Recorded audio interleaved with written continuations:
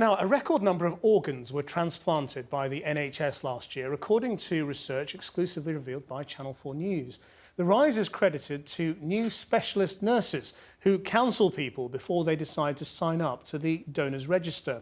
But the people responsible for the register say it's still not enough. The research was commissioned by NHS Blood and Transplant ahead of National Transplant Week, which begins tomorrow. The study showed that a record 3,740 organs were transplanted last year, 31 more than the year before.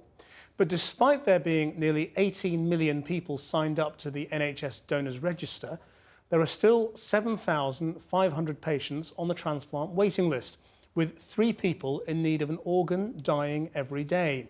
Well, a little earlier I spoke to Giles Thorpe, a nurse who specialises in counselling potential organ donor families, and Ian Richardson, who gave consent for his daughter's organs to be donated after she and his wife died in a car crash.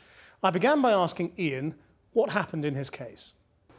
Just a normal night travelling home, great weekend, and about 30 miles from home we were hit by another motorist travelling the wrong way up the motorway.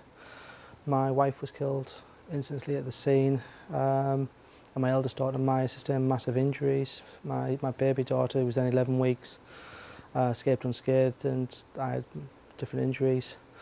The team at Newcastle tried their best to save Maya, but sadly she passed away sort of 16 hours later in my arms. And it was then that I was asked, you know, would I possibly be, you know, consent to her organs being donated, and it was a decision that no parent ever wants to take, but it was an easy decision because my wife and I had already spoken about organ donation. Was it something you had considered with regard to your children? I imagine a lot of people think about it about themselves, but thinking about it when it's your children is a different thing, isn't it? I'll be honest, we never talked about being with the sort of girls. You never think that anything's going to happen to your children. You always think that, you know, you'll die before them. That's the natural order of things. But Joanne and I had talked about each other and sort of said, you know, if either of us die, you know, give our organs away and, you know, do what's right. They're no use to us. And we'd never really touched on it with the girls, but it felt right, and it's something that Joanne and I both felt very strongly about. Let me bring in Giles at this point, because it's your job to talk to families in this situation. Yeah. The situation that Ian was in. Absolutely. At what point do you talk to them? We're called by the critical care team when they know that, unfortunately, despite their best efforts, a patient isn't going to survive. They call us in, we have a discussion with the critical care team, and we do an assessment to see if that patient could be a potential organ donor. And it's only at the point that the family accepts and understands that their loved one isn't going to survive that we will then mention the option of organ donation to them. Ian has described his own feelings about the process. Now, he'd already thought about it. I'm sure a lot of families haven't when you encounter them. No.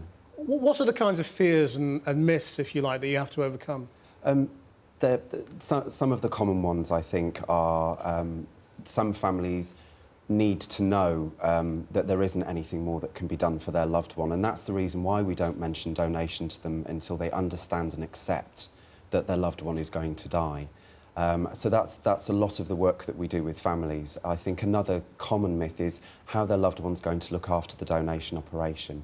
And it is an operation like anybody else would have, and they look exactly the same after the donation has taken place. And you know, there are other myths and concerns, but we talk to families and we spend time with them and make sure that they have all the information they need to make an informed choice. Ian, can I ask you, what do you make of the importance, if you like, of the specialist nurses like Giles here? I think that job is so tough. I wouldn't want to do it, but the team that I dealt with at Newcastle were phenomenal, and right the way through, the way that they dealt with myself and the family was remarkable, and after that as well. But it was the dignity that I showed to my daughter. I really can't thank them enough for that. They showed immense dignity to her, and you know, obviously it chokes me to think about it, but they were fabulous, and I really couldn't thank those people enough. They do a fantastic job in a situation where I think, you know, no one ever wants to find themselves in. Can I ask you what you make of the campaign for presumed consent? Would you like it if we moved our system over to an opt-out? My personal belief is yes. I think, you know, it should be presumed. You know, everyone opts in. I think that there's a culture where we're so scared of talking about death, and you know, none of us ever want to believe it's going to happen, but it is a certainty in life. And I think if people had to opt out, you know, it would, in my opinion, it would be a better option. Ian, do you know what children you were able to help with your decision and what happened in the end? Maya's life and her organs went to 5 other families. You know, those people are the ones who got to see Christmas last year. You know, Christmas was a hard time, the first time without everyone. But you know, there were 5 families out there who got to have extra time with their families. And you know, I think as any parent who's been through, I would give everything just to have 10 more minutes with my girls.